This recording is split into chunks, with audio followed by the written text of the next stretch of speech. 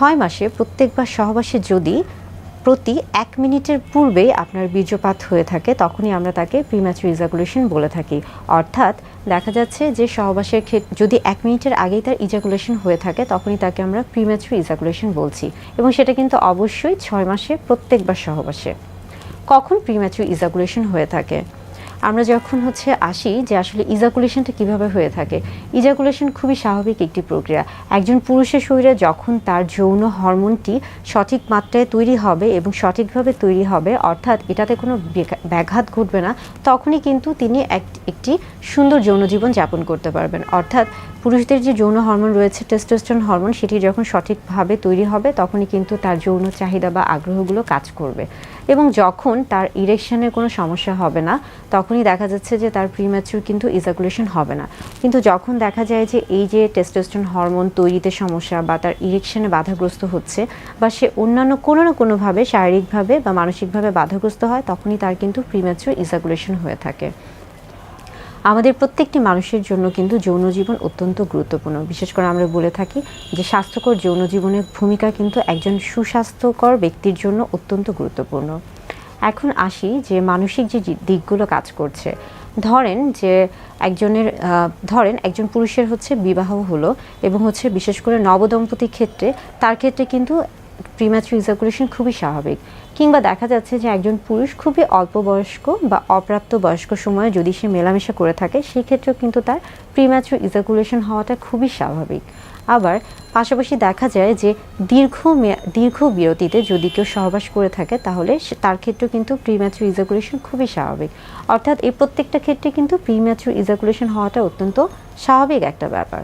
আবার দেখা যাচ্ছে যে একজন পুরুষ যখন সারাদিন বেশ কিছু মানসিক চাপে থাকে, অর্থাৎ সারাদিনের ক্লান্ত শরীর এবং অনেক কাজে সে ব্যস্ত থাকে, কিংবা এমন কোনো চাপে থাকে যেটা কিনা হয়তোবা সে কারোর সাথে খোলামেলাভাবে বলতে পারছে না, অর্থাৎ তার মধ্যে কিন্তু সবসময় একটা মানসিক যন্ত্রণা কাজ করছে, সেই ক্ষেত্রেও সে যখন সহবাসে লিপ্ত হতে যাবে সেক্ষেত্রেও দেখা যেতে পারে যে তার প্রিম্যাচুর ইজাকুলেশন হতে পারে। এটা খুবই স্বাভাবিক একটা ব্যাপার। আবার শারীরিক দিক থেকেও যদি আমরা আসি যে সে অনেক বেশি ক্লান্ত, হয়তোবা সে সঠিকভাবে বিশ্রাম নিচ্ছে না, তার ঘুমের প্রয়োজন রয়েছে, সেই কাজগুলো ঠিকমতো করছে না, বা তার যে খাদ্যাভ্যাস রয়েছে সেগুলো সে ঠিকমতো করছে না, সেই ক্ষেত্রেও কিন্তু প্রিম্যাচুর ইজাকুলেশন হওয়াটা খুবই স্বাভাবিক একটা ব্যাপার। প্রিম্যাচুর ইজাকুলেশনের ক্ষেত্রে আমরা সবসময় বলে থাকি যে ধরুন আপনার মাথায় যদি থাকে, বিশেষ করে পুরুষদের ক্ষেত্রে অনেকের মধ্যেই থাকে যে আগে থেকেই চিন্তা করে যে হয়তোবা আমাকে অনেক বেশি সময় মেলামেশা করতে হবে, এই সময়টা অনেক বেশি হতে হবে, এই যে একটা ধারণা, একটা নেতিবাচক ধারণা থেকে সে কিন্তু সহবাসে লিপ্ত হওয়ার চিন্তা করছে। তো এই নেতিবাচক ধারণা যদি তার মধ্যে আগেই থেকে থাকে, সেই ক্ষেত্রেও কিন্তু তার একটা প্রিম্যাচুর ইজাকুলেশন হওয়ার সম্ভাবনা থাকে, এবং দেখা যায় যে এই ক্ষেত্রে তার যৌন জীবনটা অনেক সময় তার যে সঙ্গী রয়েছে তার প্রতি একটা নেতিবাচক প্রভাব ফেলে। প্রিম্যাচুর ইজাকুলেশন বা অতি দ্রুত বীর্যপাত খুবই স্বাভাবিক একটি প্রক্রিয়া। তবে আপনি যদি আপনার মানসিক এবং শারীরিক স্বাস্থ্যের যদি যত্ন নিয়ে থাকেন এবং এর ফলে আপনার এই সমস্যার ফলে আপনার সঙ্গীর কোনো সমস্যা হচ্ছে কিনা তার সাথে যদি খোলামেলা আলোচনা করে থাকেন, সেই ক্ষেত্রে কিন্তু এটার সমাধান খুবই সহজ হয়ে থাকে। প্রিম্যাচুর ইজাকুলেশনের ক্ষেত্রে আমরা বলে থাকি যে আপনি যখন যৌন মিলনে যাবেন বা আপনি যখন সহবাসের জন্য একটা প্রস্তুতির মধ্যে যাবেন, সব সময় আপনার যে সঙ্গী রয়েছে তার সাথে একটা ফোর প্লের যে একটা ব্যাপার থাকে, বিশেষ করে তাকে একটা নিজের মতো করে একটা সময় দেওয়ার চেষ্টা করুন, বা তার যে আগ্রহ বা তার যে উত্তেজনার যে বিষয়গুলো রয়েছে, যে তার যে বিষয়গুলি ভালো লাগে সেই বিষয়গুলি নিয়ে খোলামেলা কথা বলুন, দুজন মিলে একটি ভালো সময় কাটান। অনেক সময় হয় মেলামেশার ক্ষেত্রে প্রথম অবস্থায় দেখা যাচ্ছে প্রিম্যাচুর ইজাকুলেশনের মতো একটা সমস্যা হতেই পারে, সেটা প্রথমবারের মতো বা কোনো একটা সময়ের মতো, কিন্তু এরকম যদি হয়ে থাকে সেই ক্ষেত্রে আসলে হতাশ হওয়া যাবে না, আত্মবিশ্বাস হারানো যাবে না। সবসময় মনে রাখতে হবে যে আত্মবিশ্বাস এবং ইতিবাচক মনোভাব সবচেয়ে বড় একটা ব্যাপার। অনেক সময় আমরা বলে থাকি যে এই ক্ষেত্রে যখন দেখবেন যে আপনি এরকম একটা সমস্যার সম্মুখীন হচ্ছেন, আপনি তখনই স্টপ অ্যান্ড স্টার্ট, আমরা বলে থাকি যে আপনি তখনই আপনার মনোভাবটা অন্যদিকে ডাইভার্ট করার চেষ্টা করুন। অর্থাৎ এখনই যে করতে হবে, এখনই যে যৌন মিলনে যেতে হবে, বিষয়টা কিন্তু এরকম না।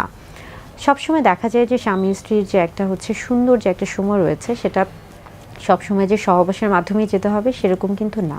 আপনি চাইলে আপনার সঙ্গীর সাথে সুন্দরভাবে খোলামেলাভাবে একটি সময় যাপন করুন, তার সাথে প্রয়োজনে তার সাথে আপনি গল্প করুন, বই পড়ুন, খোলামেলা কথাবার্তা বলুন, দুজনকে বোঝার চেষ্টা করুন, এবং পরবর্তীতে যখন দুজনের মনোভাব দুজনকে বুঝতে পারবেন বা দুজনের একটা ইতিবাচক মনোভাব তৈরি হবে, তখনই আপনারা সহবাসে লিপ্ত হন। অর্থাৎ প্রিম্যাচুর ইজাকুলেশন খুবই স্বাভাবিক একটি জিনিস, সেটা নিয়ে ভয়ের কিছু নেই। তবে দেখা যায় যে অনেকে এরকম কোনো সমস্যা হয়তো বা একবারের মধ্যে ভুগেছেন বা 2-3 বার, তখনই দেখা যায় যে তারা বিভিন্ন ধরনের ফার্মেসির দোকান থেকে বা কারো কাছ থেকে শুনে বা বিভিন্ন রকমের ভুল চিকিৎসা করেন অথবা বিভিন্ন রকমের অপচিকিৎসা করে থাকেন, এবং এর ফলে দেখা যায় যে পরবর্তীতে তার কিন্তু বিশাল একটা শারীরিক সমস্যার তৈরি হতে পারে, এবং অনেক সময় দেখা যায় পরবর্তীতে হয়তো বা বন্ধ্যাত্ব বা এরকম কোনো সমস্যাতেও ভুগতে পারেন। তাই এরকম যদি আপনি মনে করেন যে আপনার প্রিম্যাচুর ইজাকুলেশনের সমস্যা আপনি ভুগছেন, তাহলে অবশ্যই আপনার সঙ্গীর সাথে খোলামেলা কথা বলুন এবং অবশ্যই একজন বিশেষজ্ঞ চিকিৎসকের পরামর্শ নিন।